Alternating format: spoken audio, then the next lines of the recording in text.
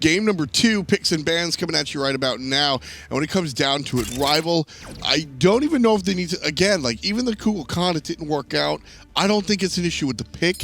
I think it's an issue with the gameplay. I agree with that wholeheartedly. I think that Wlfy is an exceptional mid laner, and the pick itself wasn't the problem. Not at all. Although I'm not certain that they'll be looking to run it back. I think that it was just poor itemization choices that ultimately led to Rival having difficulties breaking into those team fights. Yeah, I think the itemization, it was gameplay for me. I think the itemization just sort of, you know, you're already walking uphill and the itemization just becomes like another big thing on your back that you're trying to carry. Rival against this Valance Squad team, one, I think that we saw all of the positives that we expect to see in a Valance Squad.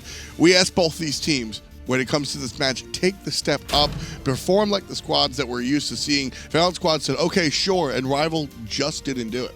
And like I said, I fully expect them to pretty much 180 it from that previous game performance. They're a squad that loves early game aggression as well, and to see them play it so steadily, it just leads me to believe that they felt a little bit uncomfortable with something, whether it was the draft, whether it was just the way that Valance were playing out the map. It's hard to tell, but I do appreciate that they recognize the AMC as a problem. I think that Funballer was getting away with murder on that AMC. So last game he was top pick and now he's top ban. Just saying. Ho-Yi, the hunter of choice for Rival. Raijin and Bellona going to be selected for Valance Squadron. And Rival give iceicebaby the Serqet. I like this. iceicebaby had an interesting game on the Thor. I don't think it was I think that's one of those games where, you know, watching it from an analytical perspective, I think it looked worse than it actually was. He didn't have many options, to be honest. Majority of the time that he went up into the air and looked for the vision on the ultimate, speaking of which, yeah, that is a Skadi in 2017. She managed to make it through again. Would you rather AMC or Skadi on the enemy squad? Depends on who's playing it, but Taco is rarely speechless, folks. I got it. It's a win. I'm gonna pretend like that's not there for a second and go back to saying that iceicebaby really wasn't left back with a whole lot of choices on that Thor. Twitch chat's probably gonna mean the hell out of him for it, but realistically speaking, those were fair ultimates. It's just sprints. Between the sprints and the separates and the just overall strong disengage and peel by Valance, it just negated any effect that a Thor might have had.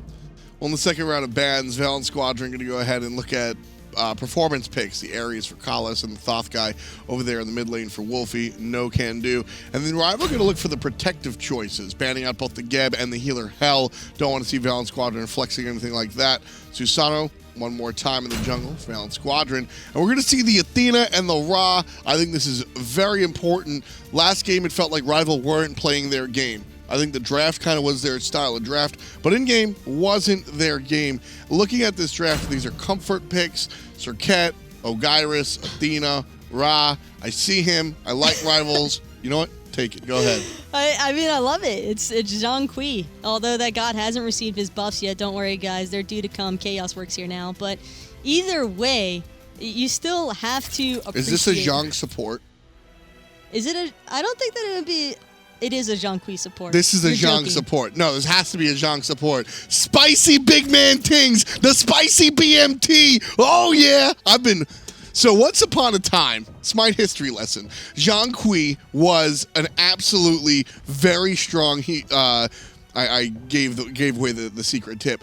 He was a strong support. And do you remember why, Taco? I don't want to. His ultimate used to heal. Exactly. I don't want to remember that.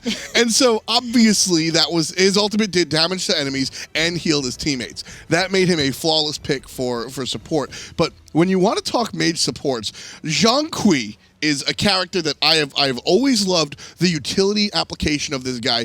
Frequently talked about in the solo lane, but let's approach what he does in the support position. One, support's being left alone these days in this lane while the hunter joins up with mid. Zhong can clear no problem. Long range slow, stun, ultimate that zones and deals obnoxious damage, and he's also naturally tanky. This guy, even without the heal on the kit, I think is a totally fine character to wind up in the support position, especially in a world where we're offering more mages that opportunity. Well, it didn't take Rival very long to recognize that with it being a Zhong support, their buffs are open season. And sure enough, Vote and Faeles already stripping away that red buff. a little bit of a better start than what they were able to find in the previous match, and BigManTingz just looking for that solo farm. Yep, and he's going to get it, no problem. Here comes Ice. And I love the Zhong support. I think this is going to be a very interesting game going forward. However, I do want to bring up the fact that this iceicebaby on his jungle of choice. And Ducky gets hit by the zigzag. One more will do it. A nice little short-range dash. Slow is on the point for Deathwalker. Couple of basics. Can they confirm? Yes, they can. DW done did it. iceicebaby on the assist. First blood, nice and early for Team Rival. I wonder where Ducky's sprint went during the early game stages, because it's halfway down as far as the cooldown is concerned, and he didn't have it available. So that timing by Deathwalker with his horrific emblem, completely on point, nowhere left to go. Ducky was guaranteed dead. Yeah, I mean, was that... So that's actually a really big question, and you know, we'll... In our like reviews, I'd like to go back and watch that one. DW. Oh man, bit off more than he could chew. Deathwalker gets himself traded out, but whether that was a misclick or that was forced out in a fight in the jungle early on is a big difference. Because if Team Rival just sort of don't know that was popped, the sprint, and they get that, that's sort of like, all right, you got lucky. But if they force it out in the jungle and make that aggressive play because they know the sprint's on cooldown, that's a very smart, intelligent move. I feel like it was more the latter of those two options. I think so. I feel as though Deathwalker wouldn't use his horrific emblem so recklessly at a point in the map where Ducky could very easily escape as long as he has his sprint available. So he had to have known that was on cooldown. Just like how Funballer knew if he's rotating around in the Skadi, he can probably find a couple of early kills. I like the Vam Shroud on BigManTingz. He realizes, because it's interesting, we see the supports time and time again stay in this lane for, you know, almost level like 9, level 10 by themselves at this point, and they're still going Watcher's Gift. Now, outside of the passive on Watcher's Gift, there's still a slew of stats that you want. It's one of the better items in the game, if you ask me. But the Vam Shroud, I like it. I think it's going to give him the sustain he needs and extra protection against the physical guys. I'm down. I really like what BMT's doing here for Valance Squad. I want to see how this pick will actually wind up in fruition, because on paper, I don't know, could you tell that I like it? Oh, you're in love with it right now. BigManTingz is probably your favorite player in the SPL now, but I think that BigManTingz' biggest concern is going to be his gold farm, and it's going to be a little bit better considering he's getting the solo farm of the dual lane. Yeah. But is it as optimal as having the Watcher's Gift in comparison to the Vampiric Shroud? As a support, he's not going to really be looking to build damage, or at least I wouldn't imagine so. If he wants to get the full benefits out of the Zhong, I'm anticipating him going more of a heavy cooldown reduction route. Yeah, I want to see a lot of CDR. I do want to see the Gem of Isolation early and often. And I want to see the Divine Ruin on him as well. Dot ticks and the ultimate make it just incredibly difficult to deal with, and he's going to be the utility character. I want to see BigManTingz less a traditional support and more that utility guy.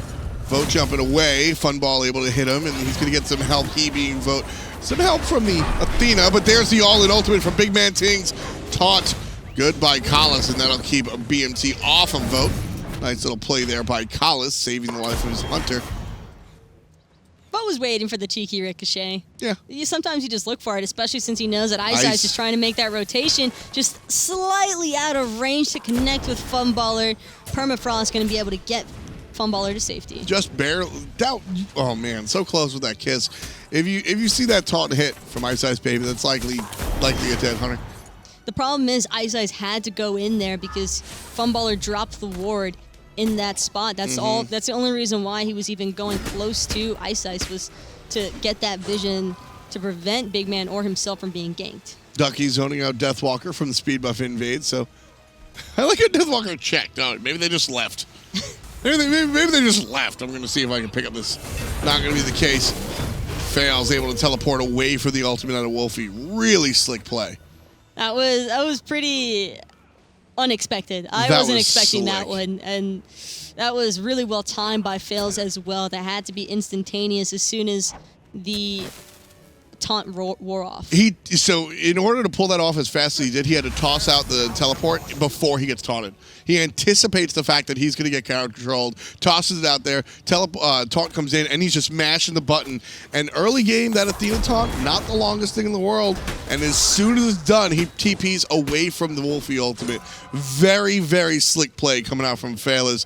That's the type of stuff they got him on a top team. That's really impressive to see. Again, though, watching that possible combination coming through from Rival, that's what you expect to see time and time again, is the nonstop spamming of taunts by Faeles. Just in case, you've also got iceicebaby for good measure, although that one's a little bit harder to sync up with the Raw ultimate. Still, this is a very adept team. They are a team that can execute this kind of composition as long as they're on their A game. We see Team Rival time and time again pick hard comps, like incredibly difficult. Now, a taunt into a raw beam is not exactly the most difficult composition in the world to pull off, but like we see Team Rival play on hard mode a lot of the time as iceice takes care of BigManTingz off screen, and they can execute it no problem. And so seeing them take down a step, a little bit interesting. Vote getting taken down a peg. Have HP already for the Hunter, even though he had protection from the Athena, and the all-out retreat coming out from Rival. For a second, I thought Vote was trying to go towards Funballer before realizing the permafrost was down on the ground, trying to make this invade happen, but unsuccessful this time round. Funballer going to collect that red buff still. The double zigzag, and the jump over the top confirms 2 kills. One for the Hunter and one for the jungler. Faeles, that was not a good move, buddy. That was disgusting by iceicebaby. A beautiful lineup of his first ability then, that dash through, just clipping everybody, proccing so much, and it's honestly really insane how he managed to catch that. Yeah, Faeles, he goes for the pull and he stands right next to Funball, and iceice is just sitting as a Serqet player. Serqet is one of the characters I think about when I think about iceicebaby. And I mean, you see the death bait, and you just see numbers. You're like, let me go, and he hits both guys. Ooh, rough. Vote steals the double kill though. I don't think iceice is gonna forget about that. No harm, no foul. That's a kill that Vote could always prosper off of, considering that he's trying to maintain a slight lead over Funballer. Stop being such a team player. I am a team player, though. I already believe that this game is substantially better. It's such a huge difference between Game 1 and Game 2 already. Clearly. Absolutely. And I don't... It's tough to really identify what it is, because, again, I don't think that the picks were completely off the mark for Rival earlier on. I liked the Kukulkan selection. I think it was fine. It was the execution that wasn't there. And that's odd, because this is a team that always executes. And seeing Team Rival here in game number 2, very different. It happens, but Rival recognized that they need this win because their points have been hurting quite a lot. And to walk away with even 1 point would make all the difference here in this set. I mean, Rival is on the bottom end of the spectrum, and that's not where they should or want to be. Lawbster able to go. Oh, Wlfy tried to predict it.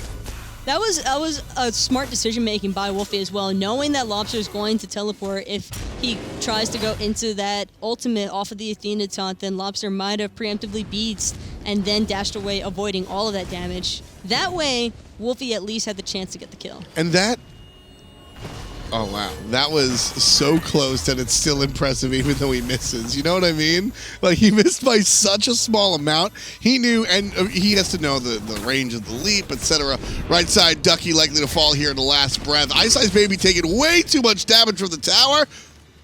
Calculated. 20 more health than what he needs. Calculated.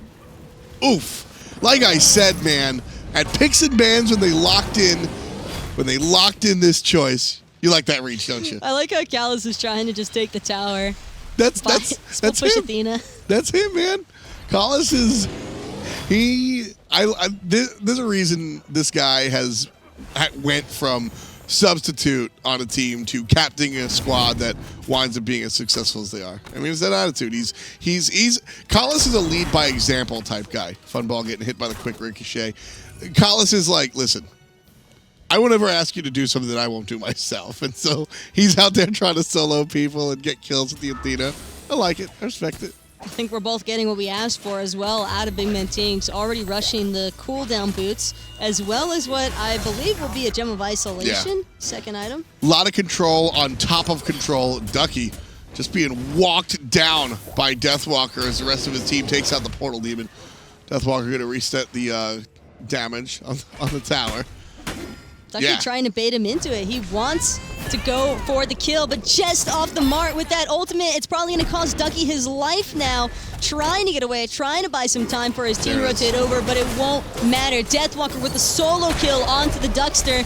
Fails, though, making sure that he pays for it. Yeah, nice help coming out from Faeles, but now the Athena's in a bad spot all by her lonesome. There's a nice beads coming out from Faeles, but the ricochet doesn't even matter when the basic attacks are on the money. 7 kills in total. Team Rival looking a little bit more than lucky as they're leading here by almost 6,000 gold. 2 kills as well as a T1 tower in their pocket, but that might not go unanswered. Lawbster dealing a significant amount of damage, but the interrupt by iceicebaby. And the damage coming out from Faeles should be enough. One more tick of it, and it will be number 8 as the support player puts on the carry pants and takes down one more member of the opposing squad. That's what I'm talking about. Is Faeles is sitting there and he's like, "You did the work. I won't let it go for nothing. I got you, Ice. I got you." You're talking about the carry factor being Faeles and Wlfy and iceicebaby, but pay attention to Vote, level 14. Yeah, he is massive right now and has gone relatively unchecked in this game. Only 43 sacks on the Devo glove, so it's not even just like he's just sitting in lane getting all the farm. He's been rotating. He's been a part of these active team fights. Vote making an impact, and this is what we kind of expect to see out of Team Rival. And I think it's the first time we're seeing it all fall split.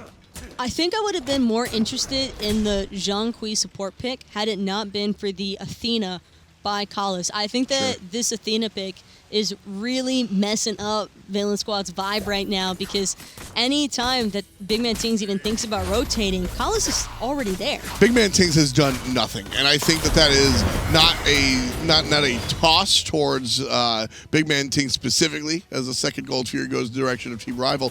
I think the character just doesn't do anything this early on. He has to get here a little bit later. He has 2 items right now. Can we see net worth, actually? Oh, that cheeky triple bounce skirting right across Valance, but it looks as though Rival really want to try and siege this T1 tower. Yeah, Funballer in a lot of trouble. So is Ice, and it's Faeles that starts it off, but big damage on the back end from Valance Squad. Somebody's ultimate did dirty business. Deathwalker relatively low. Vote pauses to knock down the Suns. Lawbster picks up Faeles. Lawbster picks up Deathwalker. 2 for the longtime player. And Valance Squad able to get 3 for nothing. And this is could be the turnaround for Vac. Like I was saying, you look at Lawbster's character, you look at BigManTingz's character. These are later game characters than Wlfy, Faeles, even iceicebaby. Serqet viewed as a late game character because of the fact that you need crit to get the Deathbane going on, but early game taunt and zigzags almost good enough. So Valance Squad, the shift could come their way. And we finally got a chance to see what exactly a Zhong can provide to a team fight. Having that 6-man as well. Rival cutting it a little bit close, actually. I think they're lucky they didn't full-on deicide diving that T1 tower, because that creep wave was eliminated almost instantly. Yeah. So it was just Rival trying to siege it without any additional damage from Vote's auto attacks. I love the fact that we'll see which item that Lawbster is going to go here. As far as penetration is concerned, I'm very curious. Either he goes Spear of the Magus, which would really help out BigManTingz's damage as well, or he's just going to go the Spear of Desolation, which is kind of just standard run-of-the-mill.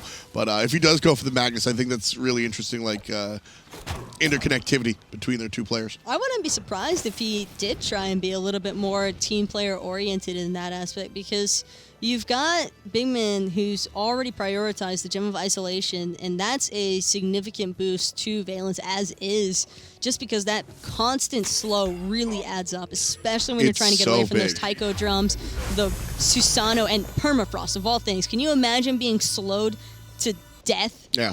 And with only 1 sprint on Faeles, you can chase that sprint out so many other ways before that Zhong ult comes out. If you chase that sprint out of Faeles, and then Zhong after it's no longer a threat, nobody's going anywhere. They're all standing still, being, ghosts coming out, slowing everybody. That's, oof. It's a lot of team fight control. Shell does help quite a lot, though, with that Zhong now. Speaking of which, Faeles pulling in Kalas and iceicebaby, now going up to the Susano ultimate, but Wlfy's ult going to be enough to take him out. Fails with the prediction, puts the heal down in advance, ults way downtown, and then the last ticks coming out from the heal to confirm the kill. As Vote confirms the kill on the BigManTingz, a little bit too far by his lonesome, and it's 2 for none, this time in the direction of Team Rival. So it's 1 for 1. Everybody's just going back and forth and back and forth. Team Rival still with a 6,000 gold lead and going to push it even further by 500 here as they topple the Tier 1. It's not just the Tier 1 tower that they're after, it's T2 that they have their eyes on as well, and for good reason. Only 3 members from Valance able to try and back them off. Ducky already getting exploded upon, and Deathwalker taking him out. Yeah, Deathwalker, iceicebaby gets down again to the red, able to escape just barely. Ducky's going to sit out for 30 seconds. Now Valance Squad chasing Team Rival as they should. Everybody in blue relatively low. This could be a bad spot for Team Rival to be in. Permafrost, so much control. In the ricochet, just to make sure that it could potentially take him out. Ice. He thought he was jumping onto some one player with 10 HP. Instead, he meets up with Faeles, and Faeles says no way. Portal Demon is open right now, but don't think that Valance want to look for it. Ducky's still a couple more seconds. He's back up and running now, but iceice being out for 20 seconds. Kalas, though, still looking for this taunt onto BigManTingz.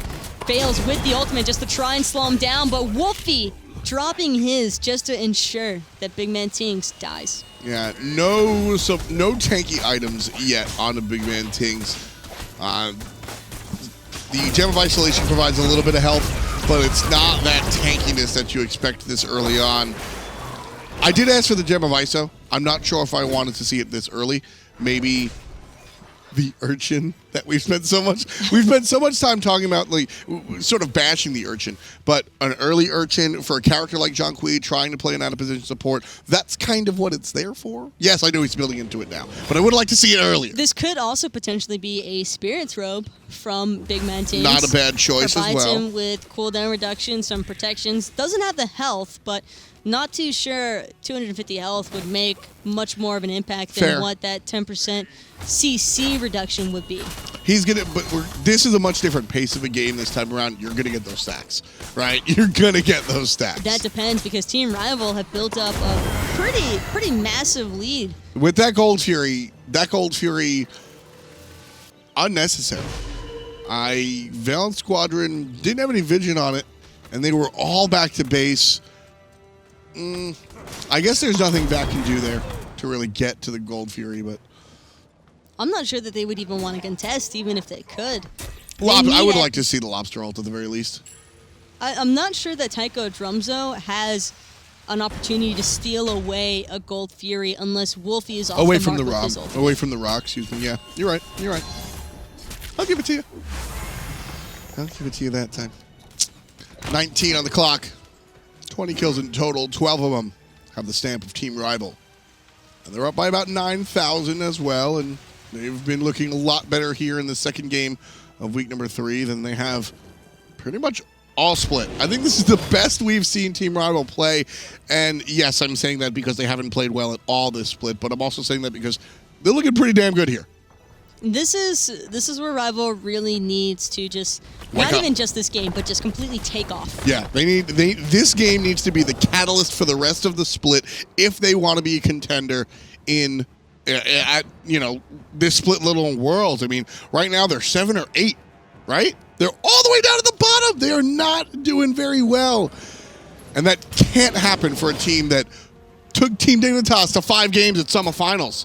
Like, it's the same squad, right? It's the same squad. It's just sometimes things can be a little bit different when you're comparing LAN to online gameplay. And Rival, it took them the longest time to even start finding some success online. And then much less bringing it out at LAN. It's just falling back to some old vices, but... I've been asking everybody this. I asked Agro on the desk the other...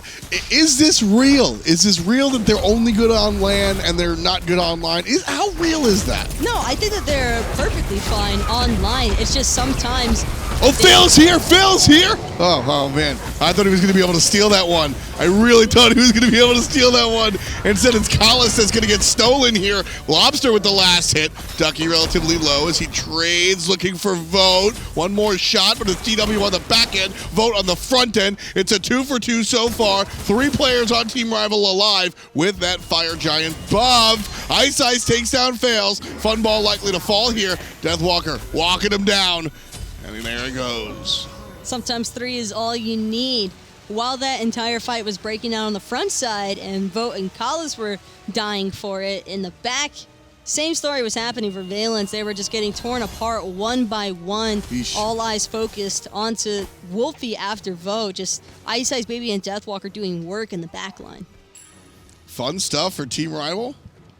Not as much fun as they're doing it. Going back to what you just asked me, it's one of those things where initially it was an online versus LAN thing entirely. Right. Now I think that they have certainly progressed to that point where it's not just a LAN thing. They know how to play the same way online. It's just that this split has been a really rocky start for them. Understandably so for the first couple of sets. I mean, you're going off against Dignitas, against Obey. That's a pretty tough bracket to just jump back into things with. I mean, that's the hardest part of the schedule. Exactly, and it's just one of those things where they've just got to continue working out the little kinks and forming the bigger picture. And that's what Team Rival and their fans really hope to go for. And Team Rival, I mean, they've got a huge fan base. Deathwalker has been a really big part of this. One of the bigger European streamers out there, streaming pretty frequently. And I mean, he's just a fun guy. So much personality. That's what the real difference is right there. It's just that he's a really fun guy, both like online and just in person. He's very upfront, very honest, and just knows how to have fun with it. And I think that's been the secret to success for Team Rival for so long, is that they legitimately just have fun playing the competitive Smite, and win or lose. I remember talking to the guys after they lost the Team Dignitas 5-game stretch, I was like, oh man, like, that was rough, And they were just like, hey man, that was really fun. We got to bring out one of our strategies. We lost. Can't wait till next split. And I was like, any chance of a roster change? They're like, these are our 5 best friends, Alpha Jackal included. So Team Rival looking to make this one happen here online as well. Linking forward is Deathwalker all the way on the back end, losing half of his life, followed up by a wonderful ultimate coming out from Ducky. Deathwalker shoved out of the conversation, about a third of HP. Reset, Wlfy heal. But here's the great part for Rival. They've got that sustain coming through from Wlfy on the raw. That heal just steadily adding on to the Fire Giant health regen as well. Again, Rival looking to make the siege onto the mid Phoenix. Vote had a little bit of split push going, or Ice, excuse me, had some split push going in that left-hand side. And he's going to get it again. A new wave of minions. It sends Lawbster and Faeles to the left side to sort of shove him out of there. Giant banana on his head. Love that. That Raijin banana is great. Probably one of the better skin features. And I love that it's Lawbster. Lawbster playing the monkey. He is a monkey. That's funny. He's trouble. Oh, he got in trouble right there. That was a little rough. Lawbster forced out of the conversation. Ice communicates it to the team in the mid lane. And that brings the Phoenix down to about 90%. Valance still good defense. And again, a lot of that comes from BigManTingz just using the ultimate there. Problem is, it's not going to be up this time. Lawbster better be using the voice pack for that skin as well. That's all I'm saying. Stop. There's a dash in, another good taunt. Wlfy right down the middle, and Vote confirms the kill. Ducky goes down, but Collis follows soon after. The 1-for-1 so far. Phoenix still pretty damn healthy. Knock him on the Deathwalker as Raijin barreling damage right down the middle. iceicebaby is the next target. Lawbster goes deep, gets in trouble for it, fails, double kill. That's the unofficial triple. Vote cleans up Lawbster. 3 down to the side of Rival. Make that 4 as BigManTingz punishes the natural-born killer. Deathwalker, the only one alive for Team Rival, and Valance Squad have 3 to themselves. For starters, that permafrost by Funballer, absolutely nasty placement. That was just dirty. Forced out purification beats, slid everybody back and forward. Directions neither side wanted to head in, basically. And on top of that, Vote just going a little bit too deep there. He had some slight tunnel visioning onto Funballer, right? Saw that 5 HP Skadi, wanted to just kill her like we all do, but unfortunately, his team ended up losing that team fight. I wouldn't put that on Vote, though, being that deep. I just think that it fell apart, but he wasn't there to help deal any damage or peel for his teammates to get out. Faeles just coming up so big. Faeles, so important in this match. If you look at the player damage, as Valance Squad shortens up the gold lead, he's halfway there, and I don't care. Like, I don't care. The Susano is 6-4-2, and it's more about the ultimates and the pulls that we've seen. Like, the damage for me at this point of the game, when you have a Raijin and a Funballer, like, I just don't care that Faeles is halfway through on the player damage. His ability to set up his squad has been the reason Valance Squad has the stops there in the middle spot and still have their mid-Phoenix. That anti-heal is actually starting to come into play as well for Valance. Now it's not just Funballer with a Brawlers. You've also got Faeles rocking the Brawlers beat stick. You've got Ducky with the Pestilence.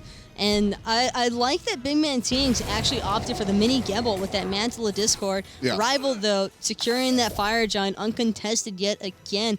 Smart decision-making by Valance. I think if they take that team fight at the Fire Giant pit, they probably lose it. Yeah, I agree. You're down over 10. You're down an absorbent amount of gold. That's not the fight you want to take. And they already proved that they can take the fight down a whole slew plus a Fire Giant. They already proved they could take it in a world underneath their own Phoenix. So, you know what? They've proven it. Keep fighting there. Keep fighting there. Don't come out and deal with the Fire Giant. Just stick to what you're good at. Although, I can't imagine Rival to make the same mistake twice underneath this mid-Phoenix siege. They really want this Firebird, and they might be able to get it. I'm gonna bite you real quick. I don't think that was a mistake by Rival. I think Valance Squad just played the hell out of that situation. I think it was a slight mistake for Vote to dump into the Titan room. He found Lawbster in the process. Yes. I will say that one. I will give you that.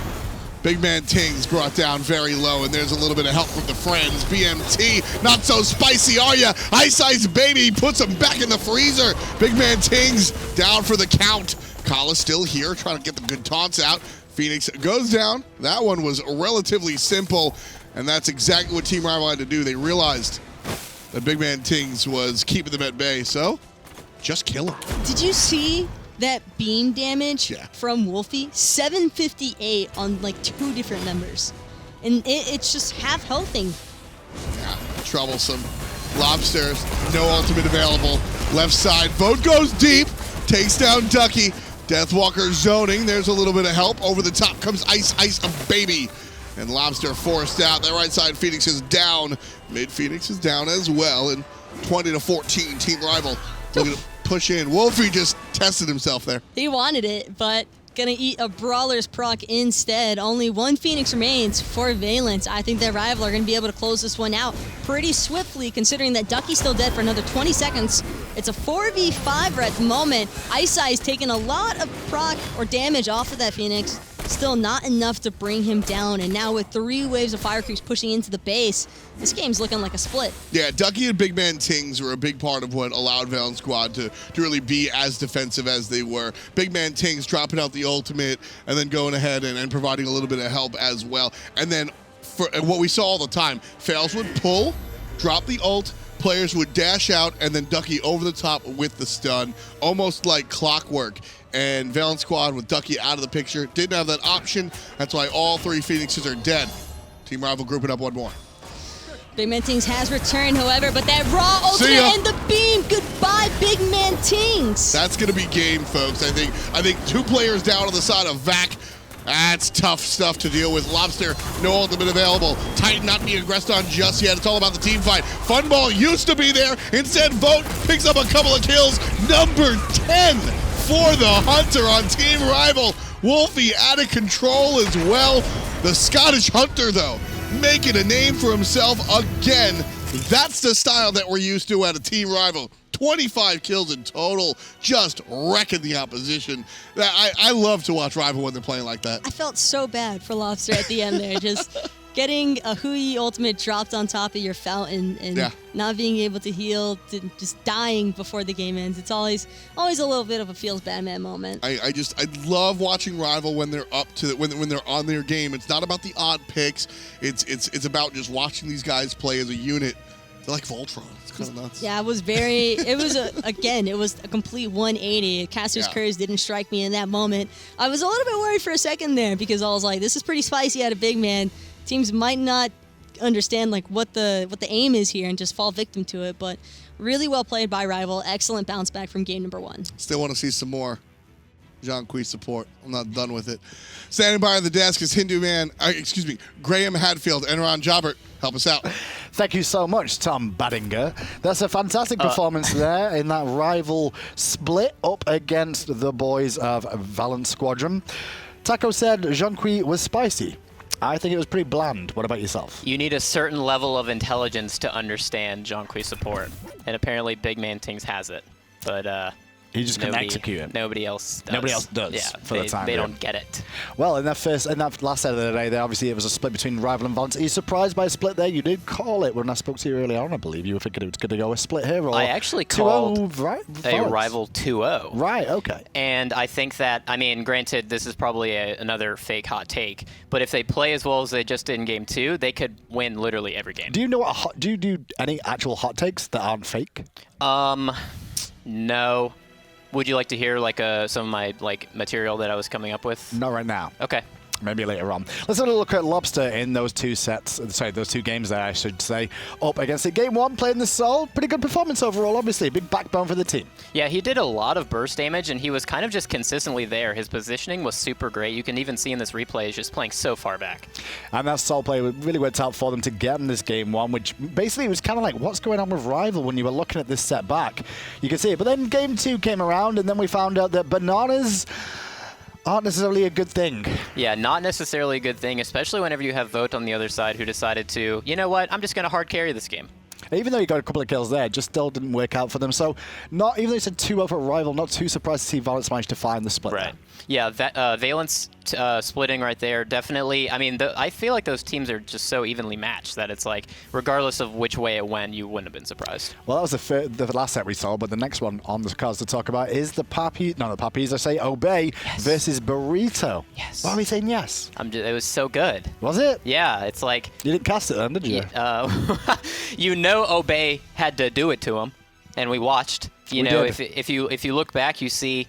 You know, they went 40 minutes with Obey. Burrito did. But, I mean, Obey was kind of messing around a little bit. Well, pretty proud, and they had a lot of fun with the through space and times. And I think that's one of the reasons we say they had fun with it, because Prime just had chances to fire those ults off all the time and delete people off the map. Prime was probably in comms asking, hey, are they going to the left or right? I'm trying to snipe some dudes right now. I'm trying to one-shot.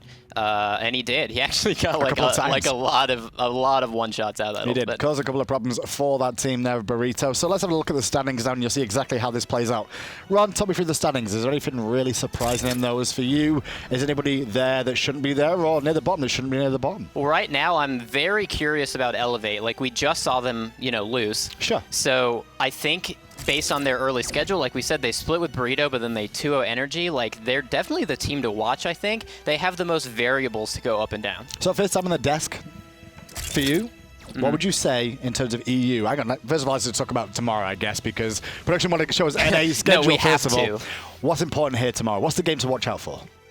Noble versus United. That's a big one? No, it's probably ALG Space Station. Okay. Actually, I lied. How about I just name them all? No. Gatekeepers versus Trifecta. So out of 3 sets we've mentioned... Sorry, 4 sets we've mentioned 3 so far. Yeah, I think all 3 of those are the most important of the 4. Kapow versus LG. That works out. That's the one I'm not going to make the joke about. So I guess the last question I'm going to ask for you then is bottom 2 for EU, bottom 2 for NA. Who's going out of the Pro League do you expect this year? Right now, it's looking like in NA, it's probably going to be Noble, and it's probably going to be Mighty Storm. Oh. But... I only say that because of Mighty Storm. It got off on that very bad start. Sure. So what about EU? EU, I think, I hope Spain doesn't come for me if I say the Poppy's number 7, Burrito number 8. They will? They will. I wasn't prepared. Do you want to change your mind?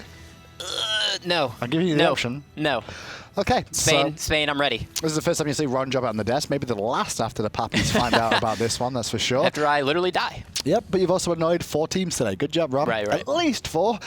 With that, though, there is a couple of promotions before we let you guys go at home this weekend. Obviously, it's 2 times everything because the Odyssey has kicked off. You guys can get yourselves the opportunity to get 2 times favor experience and whatever else is involved in all that. And watch that amazing cinematic of Ares, I believe, killing Chak. Yeah, I've actually been sending that to F. over and over, even slow-mo, fast motion, just kind of making sure he knows. Yeah, just him being murdered. I'm hoping the next episode has Hebo dying then as well, just to add to that, and then Najar after that. Not just Thanatos. Thanatos. Yeah, just throw that in He's there. on the ball like, too. You're trying to kind of ruin his day. That's really the effect. If you want to come and see hi-rez Expo live, there's still chances for you guys to buy tickets at home.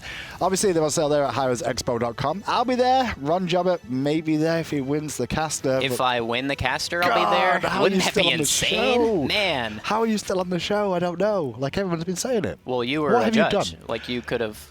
I didn't have this 1 versus 3. No, sorry, 1 versus... Yeah, it was one part of 3, I should have said, not 1 versus 3. 1 of 3, you know, 33%. Unless I was going to put myself on the side as well, but that's about it. Any final thoughts for today, Ron? I'm really excited for NA. EU today, I think, was very predictable.